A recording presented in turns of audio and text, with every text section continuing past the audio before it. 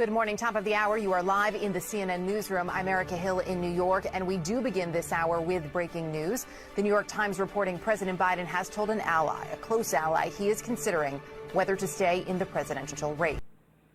Hello, everyone. This is Proclaim Liberty. Listen, we have breaking news. Check out what Joe Biden is thinking about. He's thinking about stopping. He's thinking about dropping out of the campaign. Without further ado, let's take a look. I want to continue to talk about what we have been seeing really these last 6 days. Hard to believe it's not even been a week since the CNN presidential debate there. And now so many questions from the media as well as his own Democratic Party asking, can Joe Biden make it to November and still be on the ballot there to take on Donald Trump there? Does he have the fight still in him? So many people want to know that one as well. But let's bring in political analyst here, Rich Rubino. Thanks so much for being with us today. And Rich, I was telling you earlier, I was saying 6 days, that's all it's been. But it just seems like everything has shifted for President Biden. Yeah, it's interesting. There have been bad debate performances before. Ronald Reagan's first debate with Walter Mondale, where he appeared lost. Barack Obama's first debate with Mitt Romney, where Barack Obama probably lost. But there's never been anything quite like this. And I think part of it is, and part of the problem for Joe Biden, is he was never really a base candidate for the Democratic Party. By that, I mean, he wasn't somebody like a Bernie Sanders or Barack Obama, for example. The base always was their first choice. He lost Iowa, he lost New Hampshire, and he lost Nevada. It was only South Carolina where he came back. So he's in a very kind of interesting position in that there are Democrats that are willing to abandon him and say that while they may vote for him, they would rather have somebody else. I don't know if that necessarily would be true with somebody who was more of a base candidate for the Democratic Party. And Rich, I got to ask you, is there any coming back from this for Joe Biden, or can he weather the storm? Because I only ask you because of the growing now names from the Democratic Party that are kind of just really talking about his age now. Right. And I think many members of the Democratic High Command are hoping that he bows out and they want somebody else because they believe that this is a winnable race, and it's probably a winnable race without Joe Biden on the ticket. That being said, if you look at the polls, he's still within striking distance of beating Donald Trump. Now he's down. The latest one I've seen, the CNN poll, shows him down by about shows Donald Trump winning. And the recent New York Times poll, which could very well be an outlier poll, shows Donald Trump winning by about 8 points. If you look at some of the swing states, Joe Biden is certainly within striking distance. But I think that if that was another Democrat, I think many in the Democratic Party believe without the age baggage that Democrat should be able to defeat Donald Trump in 2024. And for really right now, for Joe Biden, it seems like it's a race within a race. Not only are you taking on Donald Trump, but it seems like you have to also convey the message to your own party that you're willing and able to continue on. Yes, and that's where the whole base issue comes from, because he was never really the candidate of the Democratic base. He was more or less the nominee almost by default. I think many Democrats, particularly once it came down to South Carolina, were saying, who's somebody that we think can beat Donald Trump? And they said Joe Biden. Joe Biden's moderate enough. Joe Biden at least does not alienate blue-collar voters. They said, this is the person we want. And they kind of, some Democrats kind of held their nose and voted for him, but he was always kind of an establishment candidate. He also has the problem in that there are many, when he was in Washington, he was kind of somewhat, while he certainly had a lot of surface relationships, he went home to Delaware every day and took the train back to Delaware every day. So as a result, he did not necessarily have those kind of close relationships in terms of Democrats that would say we absolutely positively need Joe Biden to continue to be president. And that's why so many of them are saying, they're saying you have a legacy. You might be remembered as the best long-term president since James K. Polk, but we want somebody else. And they also, I think, Do you see that headline? It says Biden to meet with governors amid calls to drop out. They're calling for him to drop out. In the press conference, somebody asked the question. When he ran, he was running as a transitional figure, transitioning himself to another Democratic Party, to another Democratic candidate, rather. And I think that many Democrats are kind of surprised he is running for re-election instead, thinking that he was just going to run and he was going to be transitional to somebody else and to younger members of the Democratic Party. And what do you think, Rich? What would it take? Would it take someone like Representative Clyburn, or would it take someone like his wife to say, I think time is up, Joe?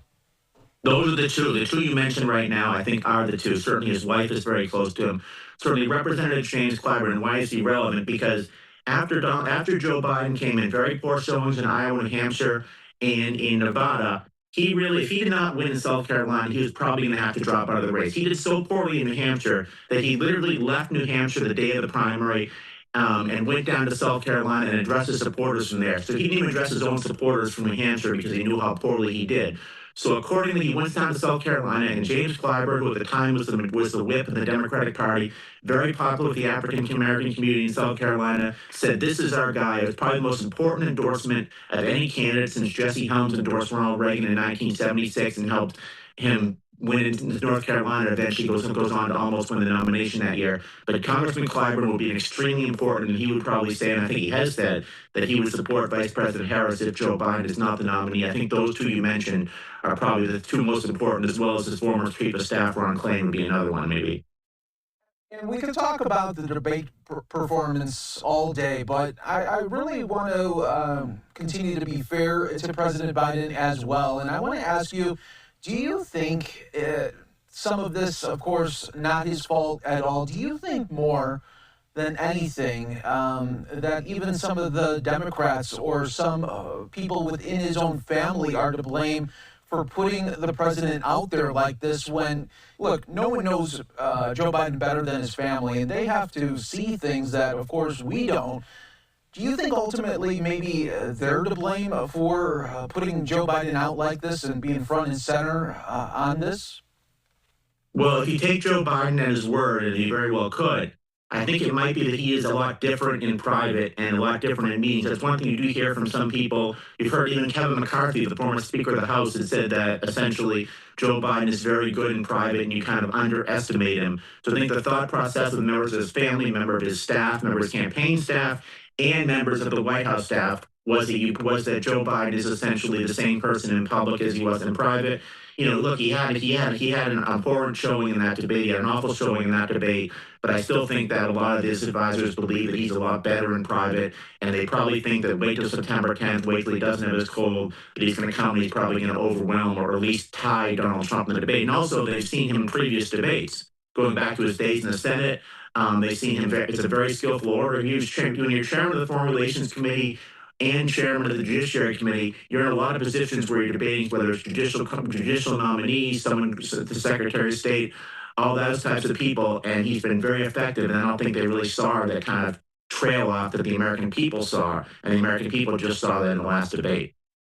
And I want to look forward to next week as well. The White House indicated that President Biden would be doing a news conference next week. How much pressure is on President Biden for that news conference when he hasn't had many in the past there, and now with everything that has happened at the debate? Tell me about the pressure going into next week there for the president.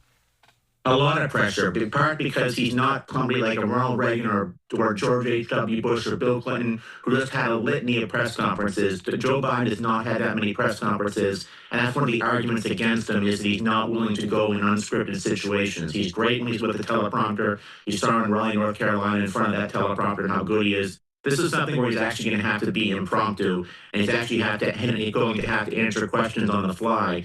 It's almost as important as the actual debate as is the George Stephanopoulos interview, which he's going to do. Joe Biden has to show that he has the political dexterity beyond being in front of a teleprompter. He's very good. He could give a very good convention speech this summer as well, frankly, when in Chicago. But it's very important for him to show that he can be very good off the cuff, and that means sometimes taking adversarial type questions. So I think that it's extremely vital, it's critical, and it's very important. And what about later this evening with the Democratic governors, a lot of them coming to the White House? Of course, that won't be on camera there, but we're expecting to hear about it from the governors. And how much pressure is on these Democratic governors when no doubt they'll be asked about how the meeting went? How was Joe Biden? How did he conduct the meeting? How much pressure is on them to convey yep, everything is good with Joe. That's the thing. Well, I think it's very interesting. If you're running for re-election, very few candidates actually run for re-election during a presidential year. But you want yourself and you want down ballot candidates. You want them to be able to say that Joe Biden is somebody that's going to be a strategic asset, not a strategic liability, if you will, for your re-election, or at least neutral. It's interesting. A lot of these Democratic candidates are people who I think a lot of people are looking at. Could these persons potentially supplant Joe Biden on the ticket? Whether it's Andy Beshear, whether it's Roy Cooper, whether it's Gretchen Whitmer, whether it's Gavin Newsom, Tim Walz, whoever it is. They're going to be asked the question, would you replace him? And they're immediately going to have to say something to the effect of, no, I'm very much with Joe Biden right now. That's such a remote possibility. But you're going to see potential presidential candidates if Joe Biden does not run in that room. Or for that matter, you're going to see potential vice presidential candidates with Vice President Harris if Joe Biden does not run, who are going to be talking on the teleconference with Joe Biden. But I think that you're going to hear them saying that they think he's very healthy, that they think he's doing a good job, or they'll try to talk about specific projects that are in their states and that are directly because of the infrastructure law that Joe Biden signed into law. And lastly, Rich, you know a lot about political history there, and I want to get your take. What are you thinking? Do you think Joe Biden can weather this storm and continue on for the race to be reelected? What do you think his chances are of getting out of this storm that has been created after this debate?